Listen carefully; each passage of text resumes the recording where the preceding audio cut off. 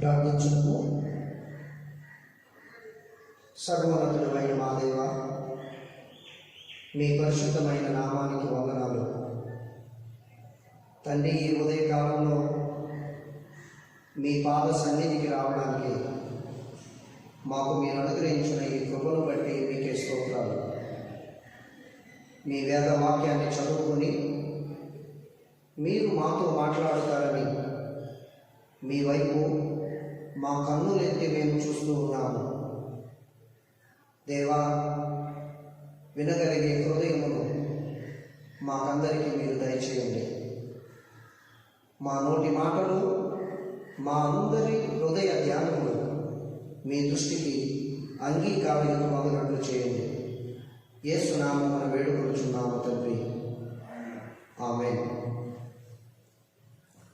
ప్రభునందు ప్రియమైన వారులారా, డేవిడ్ బెల్ అనే ఆయన 1993వ సంవత్సరంలో are you Christian, are you born again, do you celebrate festivals, do you go to church regularly, do you pray regularly, do you read the holy scriptures regularly, do you have deeper fellowship with God అనే ప్రశ్నలతో అమెరికాలో క్రైస్తవుల మధ్య ఒక సర్వేని ఆయన నిర్వహించారు. ఈ సర్వే ఆయన నిర్వహించగా ఆర్ యు క్రిస్టియన్ అన్నప్పుడు 95% ఉంది. ఆర్ యు బోర్న్ అగైన్ అన్నప్పుడు 32% ఉంది. చివరికి do you have deeper fellowship with God అన్నప్పుడు ఈ పర్సంటేజ్ 8% పడిపోయింది. ప్రియ దేవుని వారలారా, పర్సంటేజ్లో కొద్దిగా వ్యత్యాసాలు ఉంటాయేమో కానీ విశ్వవ్యాప్తంగా ఉన్న క్రైస్తవులందరినీ పరిశీలించిన ఇదే విధమైన గణాంకాలు దేవునితో, దేవుని బిడ్డను కొనసాగించేటువంటి బాంధవ్యం, డీపర్ ఫెలోషిప్ విషయంలో వస్తాయని నేను భావిస్తూ ఉన్నాను. ఎందుకంటే నేటి సమకాలీన ప్రపంచంలో భక్తుడు దేవునితో కొనసాగించేటువంటి బంధం వాణిజ్య రంగంతో ఎక్కువ పోలికలు కలిగి ఉంది. ఎందుకంటే వాణిజ్య రంగంలో వస్తువుకు కొనుగోలుదారుడికి మధ్య సంబంధం సీజన్ను బట్టి, డిమాండ్ను బట్టి మారుతూ ఉన్నట్లుగానే భక్తుడు దేవునితో కొనసాగించేటువంటి బంధం సీజన్ని బట్టి, డిమాండ్ను బట్టి మారుతూ ఉన్నట్లుగా మనం చూస్తూ ఉన్నాం. అందుకనే పునరుద్ధానం తర్వాతి ఈ 3వ ఆదివారాన సిఎస్ఐ, సిఎన్ఐ, మార్తోమా సంఘాల సంయుక్త పంచాంగం ఈరోజు మనకు పునరుద్ధానుడైన క్రీస్తుతో అనుదిన సమాగమనమునకు పిలుపు ఇస్తూ ఉంది. Communion with the risen Christ in daily life అనేది నేటి మన ధ్యానాంశం. కమ్యూనియన్ అనేది కమ్యూనియో అనే ఒక లాటిన్ పదం నుండి వచ్చింది. దీనికి షేరింగ్ ఇన్ కామన్, ఉమ్మడి భాగస్వామ్యం అనేది అర్థం. కేంబ్రిడ్జ్ డిక్షనరీ కమ్యూనియన్కి డెఫినేషన్ ఇవ్వడానికి ప్రయత్నం చేస్తూ ఇదిగో ఈ రీతిగా చెప్పింది: a close relationship with the someone in which feelings and thoughts are exchanged.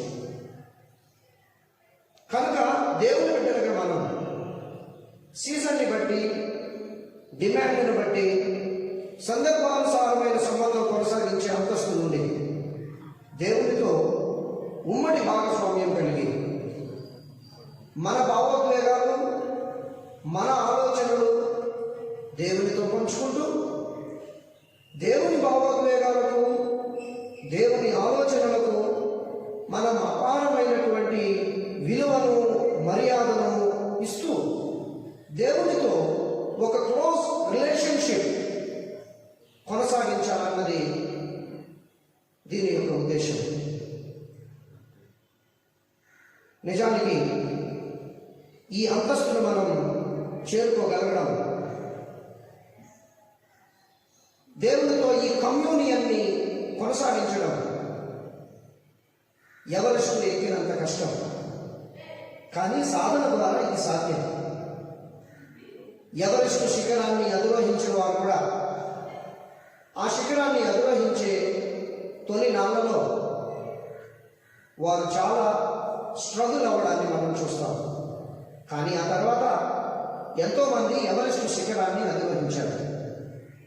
అలాగే దేవునితో డీపర్ ఫెలోషిప్, దేవునితో విడదీయరాని పెనవేసుకోగలిగేటువంటి బంధం సీజన్ని బట్టో డిమాండ్ని బట్టో కాకుండా నిరంతరం నాకు నువ్వు, నీకు నేను, చివరి వరకు, కొన ఊపిరి వదిలే వరకు ఒకరికొకరం నువ్వు నేను అన్నంతటి బాంధవ్యాన్ని మనం నెరపగలగాలంటే సాధన అనేది మనకు చాలా అవసరం. ఈరోజు మన లేఖన భాగాల్లో మోషే కానీ, పౌలు కానీ, యమ్మాయి మార్గంలో ఉన్నటువంటి యాత్రికులు కానీ దేవునితో ఈ విధమైనటువంటి కమ్యూనియన్ని వారి జీవితాలలో కలిగి ఉన్న తర్వాత, దేవునితో క్లోజ్ రిలేషన్షిప్ని, సహభాగస్వామ్యాన్ని వారు కలిగి ఉన్న తర్వాత దేవునిలో ఉన్నతమైనటువంటి ప్రతిస్పందనలు వారు చూడగలిగారు. దేవునికి వచ్చినటువంటి అవగాహన అంతకు ముందు కంటే 1000 రెట్లు అధికంగా, అత్యున్నతంగా వారి జీవితాలలో వారు కలిగి ఉన్నట్లుగా కూడా వారి జీవిత సాక్ష్యాలు మనతో పంచుకుంటాయి. ముఖ్యంగా మోషే దేవునితో ఈ కమ్యూనియన్ తర్వాత, అనుదిన సమానుగమన అనుభవం తర్వాత మనందరికీ ఇస్తూ ఉన్న సాక్ష్యం ఏంటంటే, descend the glory into the desert. ఎడారిలోనికి దిగి వచ్చిన దేవుని మహిమను నా జీవితంలో నేను 40 సంవత్సరాల పాటు చూశాను అనే సాక్ష్యాన్ని ఆయన ఇవ్వడాన్ని మనం చూస్తూ ఉన్నాం.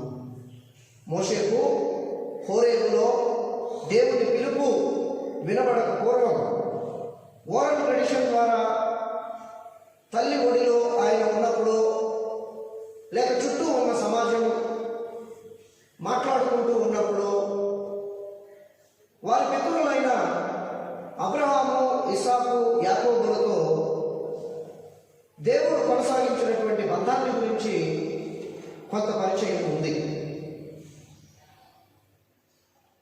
ఆ భక్తులతో దేవుడు కొనసాగించినటువంటి బంధంలో దేవుడు తనను తాను వ్యక్తీకరించుకున్న అనేకమైన అమూల్యమైన విషయాల పట్ల కూడా ఆయనకు అవగాహన ఉంది. ఉదాహరణకు అబ్రహాముకు దేవునికి మధ్య కొనసాగే బంధంలో దేవదేవుడు ఎల్ షద్దాయిగా, సర్వశక్తిమంతుడైన దేవునిగా ఆయన ఉనికిని కనుపరచడం మోషేకు పరిచయం ఉంది.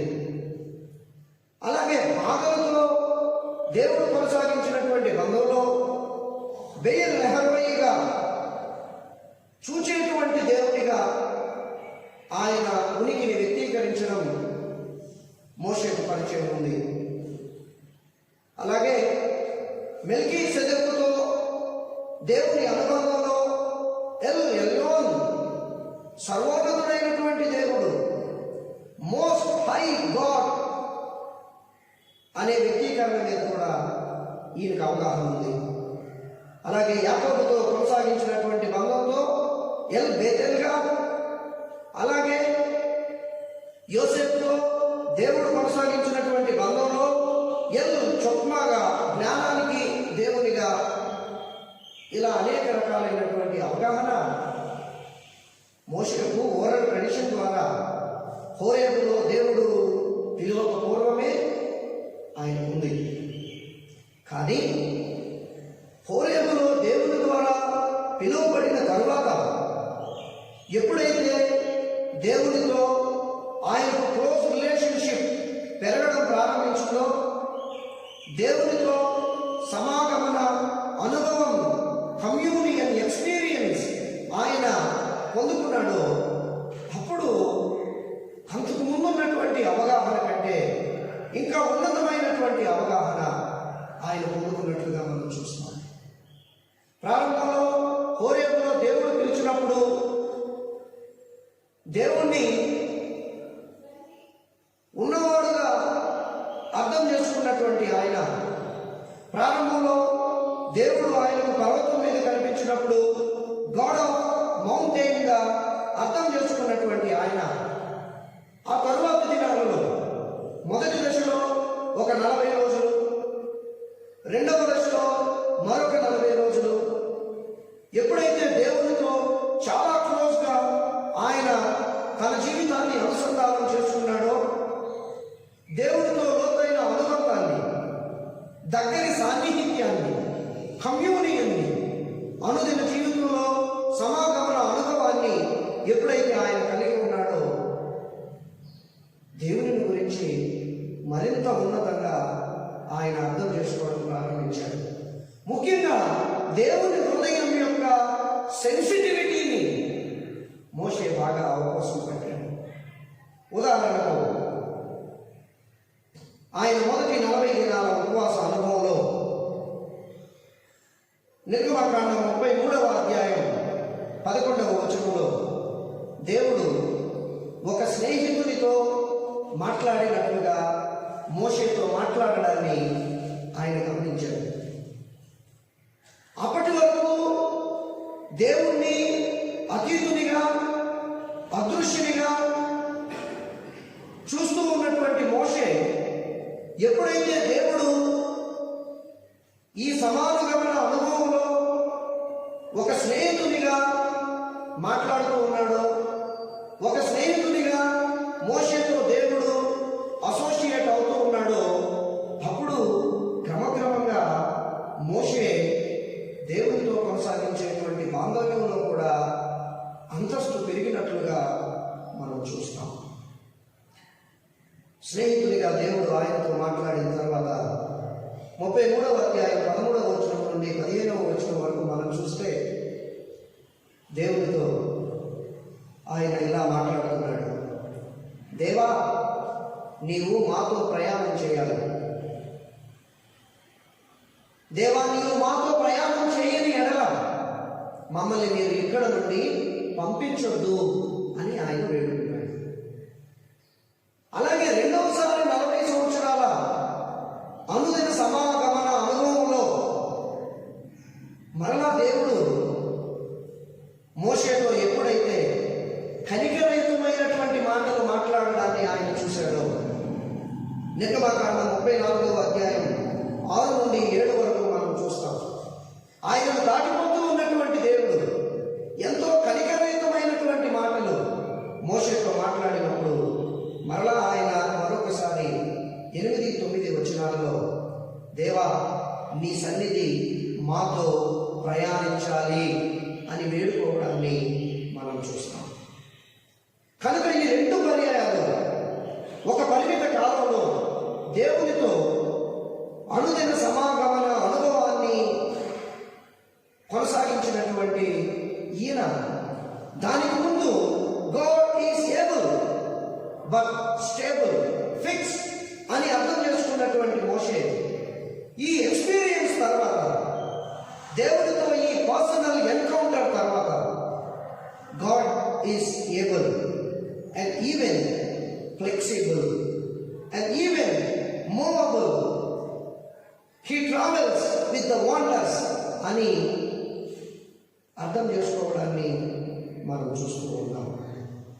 ప్రియ దేవుని వారలారా, he is really realize the omnipresent nature of God during his communion with the God in daily life. దేవుడితో అనుదిన సమాగమన అనుభవానికి ముందు దేవుడు సందర్భోచితంగా స్పందించే దేవుడు. దేవుడు ఒకచోట స్థిరంగా ఉండేటువంటి దేవుడు.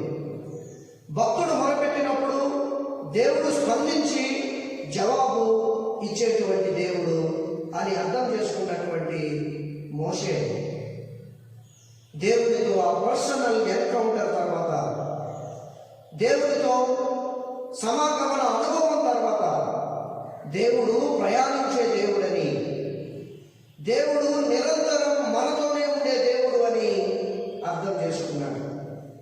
అట్లా అర్థం చేసుకుని ఈరోజు మనం చదువుకున్నటువంటి లేఖన భాగంలో గొప్ప సాక్ష్యాన్ని ఆయన చెప్తున్నాడు. ఏం చెప్తున్నాడు ఆయన గొప్ప సాక్ష్యాన్ని అంటే, God descend the glory into the desert. దేవుడు ఎడారిలోనికి ఆయన మహిమను దించడాన్ని నేను చూశాను. 40 సంవత్సరాల పాటు ప్రత్యక్ష గుడారంలోనికి పగలు మేఘస్తంభంగా, రాత్రి అగ్నిస్తంభంగా దేవుడు దిగి వచ్చి మమ్మల్ని నడిపించాడు. ఆ ఎడారిలో పచ్చదనమే లేని ఆ పరిస్థితులలో, నీరే లేని ఆ పరిస్థితులలో లక్షల సంఖ్యలో ఉన్న నా ప్రజానీకం ముందుకు సాగాల్సిన ఆ పరిస్థితులలో దేవుడు డిజర్ట్లోనికి ఆయన గ్లోరీ దిగి వచ్చేటట్లుగా చేయడాన్ని నా జీవితంలో నేను చూశాను అని సాక్ష్యం ఇవ్వడాన్ని మనం అందరం కూడా చూస్తూ ఉన్నాం. ప్రియ దేవుని వారులారా, మన అనుభవం కూడా, మన స్థితి కూడా డిజర్ట్ అనుభవం అయితే ఈరోజు మోషే మనందరికీ సూచన చేస్తూ ఉన్నారు. ఆయన జీవిత అనుభవం నుండి సాక్ష్యం ఇస్తూ ఉన్నారు. ఇదిగో చూడండి, మోషే వలె మనం కూడా దేవుడితో పర్సనల్ ఎన్కౌంటర్ని పెట్టుకుంటే, దేవుడితో ఈ సమాగమన అనుభవం కొరకు మనం పరితపిస్తే, మన జీవితంలో కూడా, మన డిజర్ట్ అనుభవంలోకి కూడా దేవుడు తన మహిమను దించడాన్ని మనందరం మన కళ్ళతో చూస్తాం. భావి తరాలకు ఆయన సాక్ష్యం ఇచ్చినట్లుగా మనం కూడా మన ముందు రాబోయే తరాలకు ఖచ్చితంగా సాక్ష్యాన్ని ఇవ్వగలుగుతాం. ఎండిన ఎడారిలో నీటి బుగ్గను పుట్టించగలిగిన దేవుడు మన దేవుడు. ఎండిన ఎడారిలో కొత్త చిగురు పుట్టించగలిగిన దేవుడు మన దేవుడు. ఎండిన మొద్దుకు చిగురును పుట్టించి ఈ ప్రపంచాన్ని ఆ చిగురు ద్వారా విమోచించిన దేవుడు మన దేవుడు. ఆయనతో కమ్యూనియన్ బంధాన్ని మన జీవితంలో కొనసాగించడానికి మనం తీర్మానం చేసుకుంటాం. అలాగే మోషే తర్వాత పౌలు యొక్క సాక్ష్యం కూడా ఒక ఉన్నతమైనటువంటి విషయం ఈరోజు మనతో చెప్పడాన్ని మనం చూస్తూ ఉన్నాం.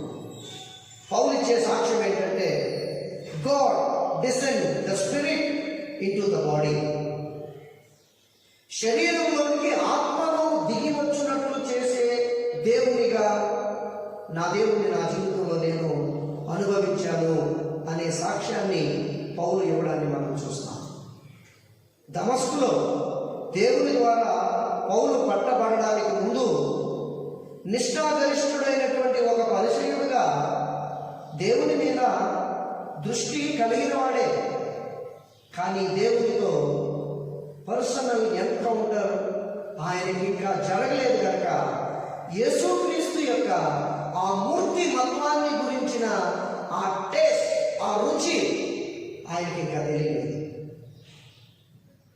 దమస్కులో పట్టబడిన తర్వాత అననీయ దగ్గరకు ఆయన వెళ్ళిన తర్వాత అననీయతో మాట్లాడుతూ ఉన్నప్పుడు అననీయ స్పర్శ ఈయనకు తగిలినప్పుడు ఆయన కండ్ల పొరలు రాలిపోవడాన్ని మనం చూస్తాం.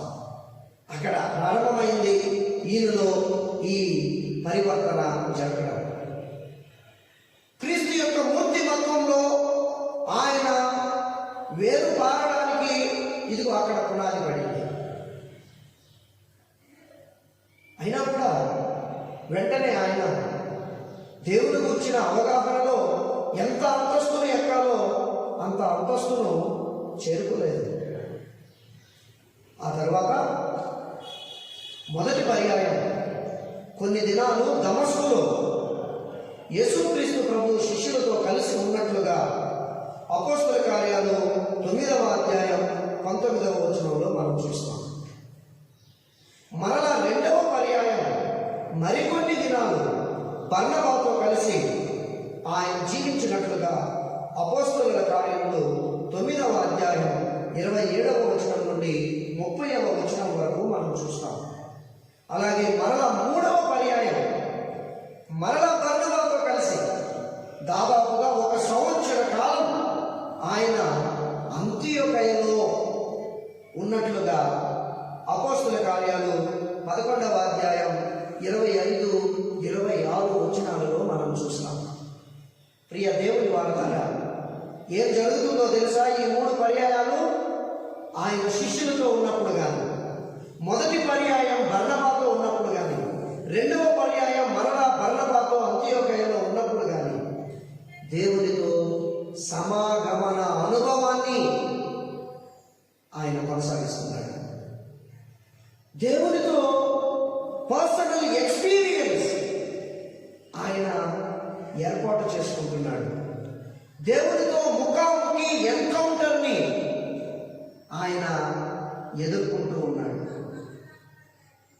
పునరుత్థానుడైన క్రీస్తుతో అనుదినము కమ్యూనియన్ ఆయన కలిగి ఉన్నాడు. అందువల్లనే అంతకు ముందే దేవుని గురించి అవగాహన కలిగిన వాడైనా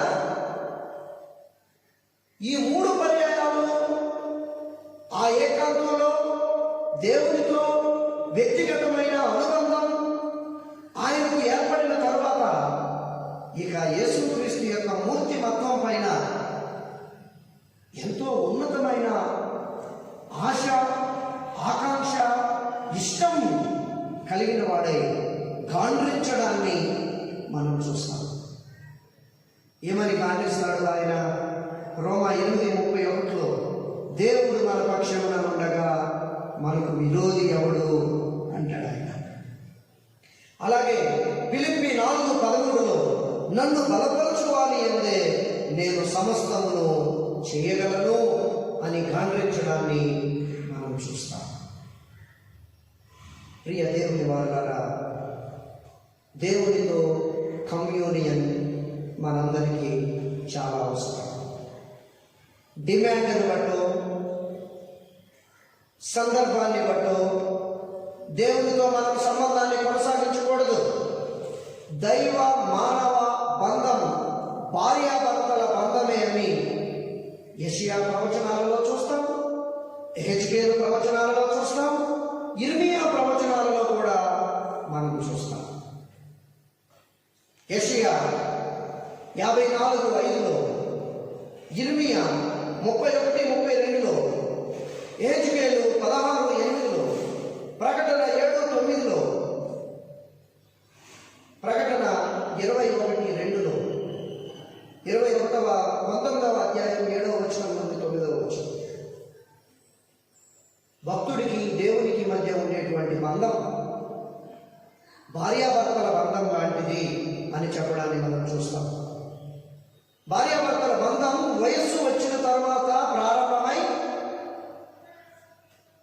ఊపిరి విడిచే వరకు, నాకు నువ్వు, నీకు నేను, కడ వరకు ఒకరికొకరం, నువ్వు నేను అన్నట్లుగా కొనసాగుతుంది. దైవ మానవ బంధం కూడా భార్యాభర్తల బంధం లాంటిదే. నాకు నువ్వు, నీకు నేను, దేవా నీవు నేను, కడ వరకు ఒకరికొకరం అన్న నిశ్చయత కలిగి నమ్మకంగా ఈ బంధం కొనసాగాలి. అందుకే ఈ 2 బంధాలను కవనెంటల్ రిలేషన్షిప్ అన్నారు. హీబ్రూలో కవనెంట్ అంటే బెరీత్ అంటారు, which means A contract between God and His people. దేవునికి దేవుని బిడ్డలైన మనకు మధ్య ఒక ఒప్పందం జరుగుతుంది. ఆ ఒప్పందం వివాహపు ఒప్పందం లాంటిదే. ఆ ఒప్పందం ప్రకారం మనం చేసుకోవాల్సిన తీర్మానం ఏంటంటే, దేవా, నీతో నేను కొనసాగించే బంధం టెంపరరీ రిలేషన్ కాదు. నీతో నేను కొనసాగించేటువంటి బంధం అంశాల ప్రాతిపదికన కొనసాగే బంధం కాదు. నీతో నేను కొనసాగించేటువంటి బంధం దేవా స్వార్థ ప్రయోజనాలతో కూడుకున్నది కాదు. నీతో నేను కొనసాగించే బంధం కడ వరకు నాకు నువ్వు, నీకు నేను, ఒకరికొకరం నువ్వు నేను అంటూ కొనసాగేటువంటి భార్య భర్తల బంధం దేవా, నా బంధం అనే తీర్మానం మన జీవితంలో మనం చేసుకోవాలి. పౌలు అదే చేసుకున్నాడు. అందుకనే ఆయన కంఠంలో స్వరం పెరిగింది. పౌలు అదే నేర్చుకున్నాడు. అందుకనే ఆయన దేహంలో చురుకుదనం పెరిగింది. పౌలు అదే అవపోసన పట్టాడు. అందుకనే ఆయన మేధస్సులో దృఢత్వం పెరిగింది. అందుకనే గాండ్రించగలుగుతున్నాడు. నన్ను బలపరచు అని నేను సమస్తము చేయగలను. యెహోవా నా పక్షంలో ఉండగా నాకు విరోధి ఎవడు అని అట్లా గాండ్రిస్తూ మనం చదివినటువంటి లేఖన భాగం ద్వారా ఆయన మనకిస్తూ ఉన్నటువంటి సాక్ష్యం ఏంటంటే, ఇదిగో చూడండి, నేను ఇంతకు ముందు శరీరానుసారమైన వ్యక్తిని,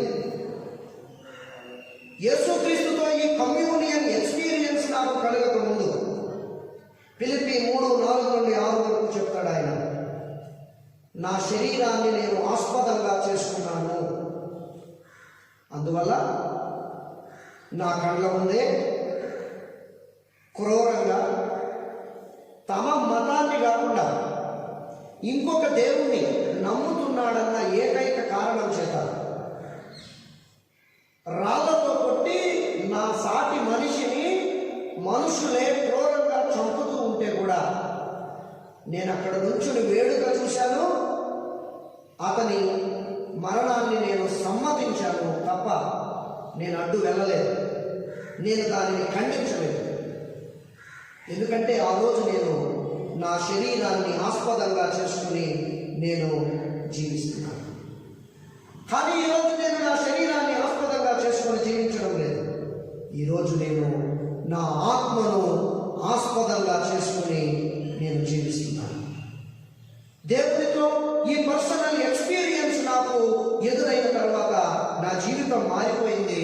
ఇప్పుడు నేను ఆత్మీయ పురుషుణ్ణి, అంతరంగ పురుషుణ్ణి, ఆత్మను ఆస్పదంగా చేసుకుని జీవిస్తాను, కానీ శరీరాన్ని ఆస్పదంగా చేసుకుని నేను జీవించను అనేటువంటి తీర్మానం, అనేటువంటి సాక్ష్యం ఆయన చెప్పడాన్ని మనం చూస్తాం. థామస్ అక్వైనస్ అనే ఒక ఇటాలియన్ డొమినికన్ థియాలజియన్ ఉండేవాడు. ఆయన 1225 నుండి 1274 వరకు క్రీస్తు శకంలో జీవించాడు. ఆయన ఒక మాట చెప్పాడు, మానవుడు కలిగి ఉన్న ఆత్మయే దైవ స్వరూపానికి ప్రాముఖ్యమైన నిదర్శనం అని ఆయన చెప్పాడు. దేవుడు మనకు ఆత్మనిచ్చాడు. ఆయన ఆత్మను ఆయన స్వభావానికి, స్వరూపానికి చిహ్నంగా మనలో ఆయన పెట్టాడు. కానీ ఎప్పుడైతే ఈ శరీరాన్ని ఆస్పదంగా చేసుకుని మనం జీవిస్తామో దేవుని యొక్క మూర్తిమత్వాన్ని మనం గ్రహించలేము. మన గుండె మొద్దుబారుతుంది, అది రాతి గుండెగానే ఉంటుంది. అప్పుడు స్పందించడంలో అది విఫలమవుతుంది. పౌలు కూడా అట్లాగే విఫలమయ్యాడు. కానీ దేవునితో అనుదిన సమాగమన అనుభవంలో ఆయన పూర్తిగా మారిపోయాడు.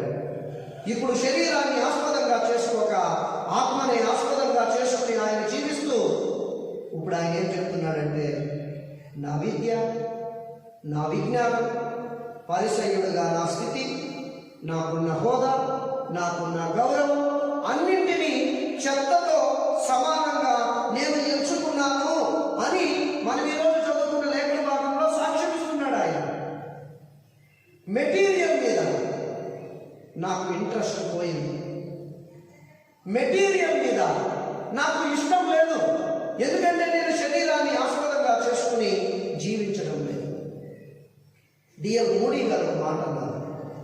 ఏమన్నారంటే, God doesn't seek for golden vessels and doesn't ask for silver ones, but he must have clean ones.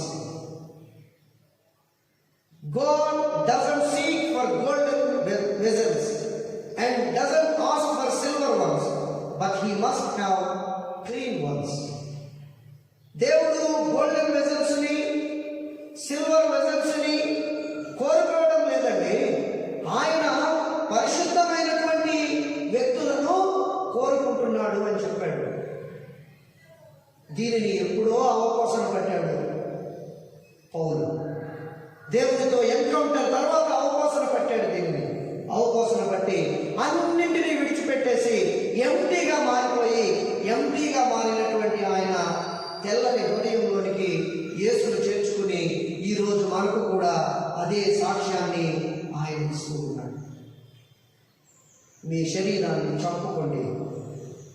మీ శరీరంలోనే దేవుడు పెట్టిన ఆయన ఇమేజ్కి ప్రతిబింబమైనటువంటి ఆత్మను, దేవునితో కమ్యూనియన్ని దినదినము కొనసాగించడం ద్వారా మీరు పురికొల్పండి, తట్టి లేపండి.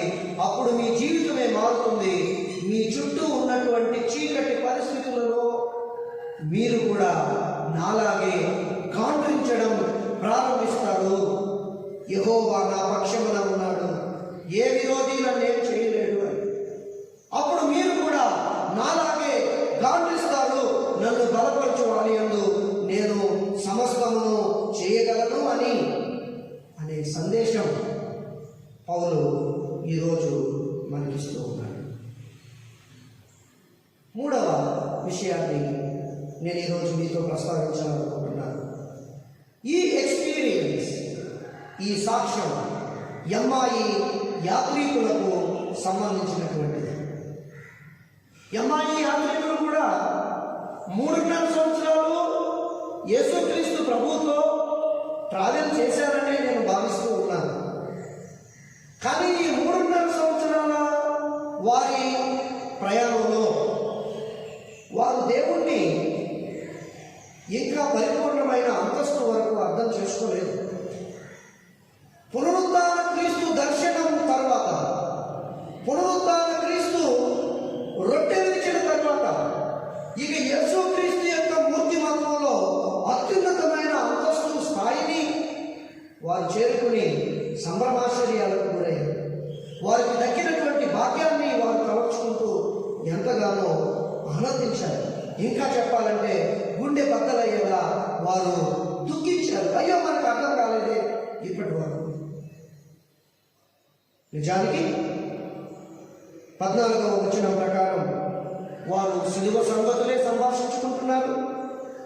15వ వచనం ప్రకారం ఈ సంగతులను సంభాషించుకుంటూ సిలువ శ్రమలో వారిని వారు అనుసంధానం చేసుకుని దుఃఖిస్తూ ఉన్నారు. 20వ వచనం ప్రకారం ప్రధాన యాజకులు, అధికారులు చేసిన ఆ చర్య వారు నిర్ద్వంద్వంగా ఖండిస్తూ ఉన్నారు. 21వ వచనం నుండి 24వ వచనం వరకు క్రీస్తు పునరుత్థానాన్ని గురించి కొందరు స్త్రీలు గొప్ప విషయాలు చెప్తున్నారు అనే మాటలు కూడా వారు యేసుక్రీస్తు ప్రభువుతో సంభాషించారు. అయినా కూడా వారు యేసు ప్రభువును గుర్తుపట్టలేదు. కానీ వారు ఒక్కటి చేశారు. ఏం చేశారంటే యేసుక్రీస్తు ప్రభువుని మాతో బస చేయమని వారు వేడుకున్నారు. బస చేయమని వారు వేడుకుంటే యేసుక్రీస్తు ప్రభువు ఎరుగకయే వారు వేడుకున్నారు. యేసుక్రీస్తు ప్రభువు ఎరుగకయే వేడుకున్నటువంటి వారి విన్నపాన్ని ఆయన అంగీకరించారు. వారితో ఆయన ఉన్నారు. వారితో ఆయన ఉండడమే కాదు, వారితో ఈ సమాగమన అనుభవానికి ఆయన పూనుకొని రొట్టె విరిచి వారికి దానిని పంచి ఇవ్వగానే వారి కన్నులు తెలుసుకున్నాయి. ఆయన యేసుక్రీస్తు ప్రభువు అని వారు గుర్తించారు. చాలా గొప్ప మాట వాడారు. అయ్యో, మన గుండెలు మండుతూ ఉండలేదా అనేటువంటి మాట వారు వాడడాన్ని మనం చూస్తాం. అందుకే భక్తుడు చాలా గొప్ప మాట చెప్పాడు, జాన్ కాల్విన్. ఈ కమ్యూనియన్ గురించి, ఈ సంస్కార అనుభవాన్ని గురించి ఆయన ఏమంటాడంటే, ఇది చాలా గొప్పదండి. ఈ ప్రభు బల్ల దగ్గరకు మనం వస్తే ఆయన ప్రత్యక్షత ఇట్టే మన గుండెకు హత్తుకుంటుంది. ఎందుకు ఇట్టే మన గుండెకు హత్తుకుంటుందంటే, ఎంతటి కఠినమైన హృదయమైన బల్ల దగ్గరకు వెళ్ళగానే కన్నీళ్లు కాచుతూ, చేతులు వణుకుతూ రొట్టెలు ఎందుకు తీసుకుంటుంది అంటే, జాన్ కాల్విన్ చెప్తాడు, ఈ కమ్యూనియన్ తన వాగ్దానంపై దేవుడే వేసినటువంటి ఒక ముద్ర. నీవు దేవుని ముద్ర దగ్గరకు వెళ్తున్నావు, ఆ రాజముద్ర దగ్గరకు నీవు వెళ్తున్నావు కనుకనే నీలో ఈ పరితాపం, ఈ పరివర్తన అని చెప్పడాన్ని మనం చూస్తాం. ప్రియ దేవుని వారలారా, ఎప్పుడైతే ఈ కమ్యూనియన్ ఎక్స్పీరియన్స్లో యేసుక్రీస్తు యొక్క ఉత్థానాన్ని వారు నిర్ధారించుకున్నారో, అప్పుడు వారు మనకు ఒక సాక్ష్యాన్ని చేస్తూ ఉన్నారు. ఏంటి ఆ సాక్ష్యం అంటే, God descend the divine into death. మరణంలోనికి దైవత్వాన్ని పంపుతూ ఉన్న యేసును మేము చూసాము. మరణంలోనికి దైవత్వాన్ని నింపుతూ ఉన్న పునరుత్థానుడైన యేసు దర్శనాన్ని మేము ఎదుర్కొన్నాం. ఇదిగో మా సాక్ష్యం. ఇక మరణానికి విజయం లేదు. మరణించిన యేసులోనికి దైవత్వం దిగి వచ్చింది. ఆయన పునరుత్థానుడై తిరిగి లేచాడు. ఈ కమ్యూనియన్ ఎక్స్పీరియన్స్ లో దానిని మా కళ్ళారా మేము చూశాం అని సాక్ష్యం ఇచ్చాం. పౌలు కూడా చెప్పాడు కొరింథీ పత్రికలో, మరణమా నీ ముల్లెక్కడా, మరణమా నీ విజయం ఎక్కడా? మరణపు ముళ్ళు విరిచివేయబడెను అని చెప్పడాన్ని మనం చూస్తాం.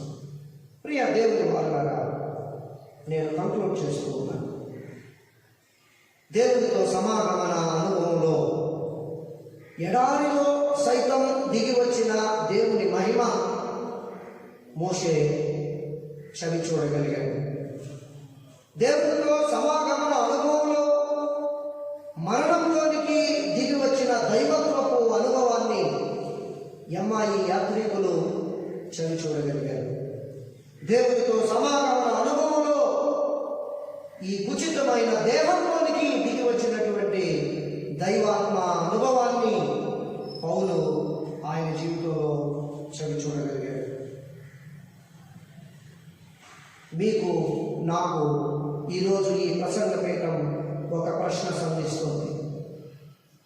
మీకుందా ఈ సమాగమన అనుభవం దేవుడితో?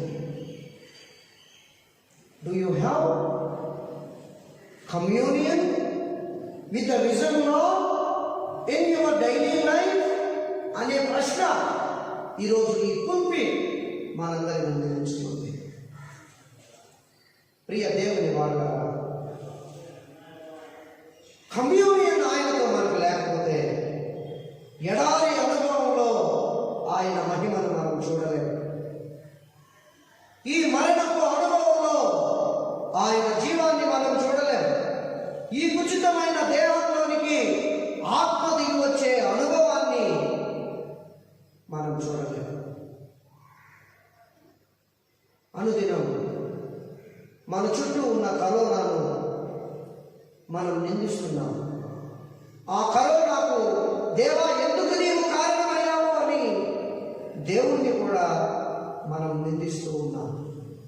కానీ లేచి పునరుత్థాన క్రీస్తుతో సమాగమన అనుభవానికి నేడే పూనుకో.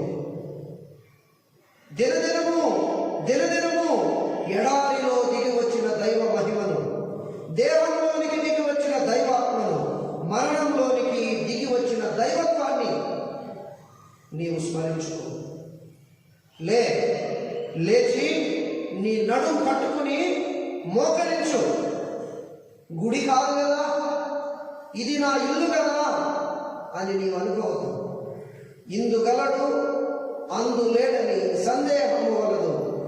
చక్రి సర్వోపగతం నెందెందు వెదకి చూచిన నందందే కలడు దాన వాగ్రహి వింటే అనే పద్యం మన తెలుగు సాహిత్యంలోనిదే. ఇక్కడున్నాడు దేవుడు, ఇక్కడ లేడు. ఇక్కడ కార్యం చేయగలడు దేవుడు, ఇక్కడ కార్యం చేయలేడు అని నీవు భావించు. నీ చుట్టూ ఉన్న చీకటిని, మరణాన్ని నీవు నిందించు. లేచి నీ నడుము కట్టుకుని నీ కుటుంబాన్ని సమాయత్తపరుచుకుని దేవునితో, పునరుద్ధరణైన క్రీస్తుతో సమాగమన అనుభవానికి నేడే తీర్మానం చేసుకో. నాకైతే వినిపిస్తోంది దైవ స్వరం, నాకైతే వినిపిస్తోంది దైవ వాగ్దానం.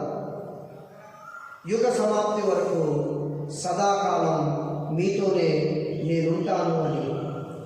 నాకైతే వినిపిస్తోంది దైవ స్వరం, మిమ్మలను అనాథులుగా నేను విడువను అని. కానీ ఈ వాగ్దానాలు సమాగమన అనుభవం ద్వారా అనుదినము దేవునితో పర్సనల్ ఎన్కౌంటర్, అనుదినము దేవునితో లోతైన ఆధ్యాత్మిక జీవన ప్రయాణం మనం కొనసాగించడం ద్వారా మనం మన జీవితాల్లో పొందుకోగలుగుతాం. Let's have a deeper fellowship and have a communion with the risen Christ in our daily life. God bless all of us.